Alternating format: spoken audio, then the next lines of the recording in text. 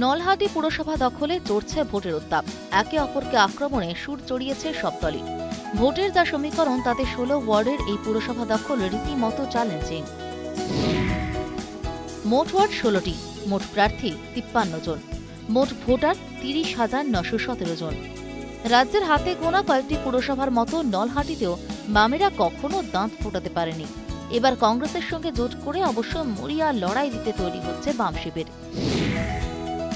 ২০০২ সালে প্রথমবার পুরসভা তৈরি হয়। ২০০২ ও ২০০৭ সালে নির্বাচনে জিতে বোর্ড গঠন কংগ্রেসের। ২০১২ সালে প্রথমবার তৃণমূলের দখলে আসে বোর্ড।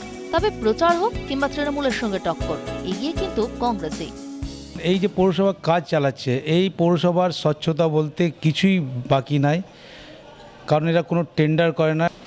কাউন্সিলরের আত্মীয়রাই টেন্ডারগুলো পেয়ে যায়। গত ৫ বছরের কাজ আর উন্নয়নের প্রতিশ্রুতিকে হাতিয়ার করে এবারও বোর্ড দখলে আত্মবিশ্বাসী তৃণমূল। যে উন্নয়ন হয়েছে সে উন্নয়ন দেখিয়ে আমরা ভোটটা চাইছি। আগামী দিনে ক্ষমতা এলে কাঁচা বাড়ি একটা নলহাটিতে থাকবে না।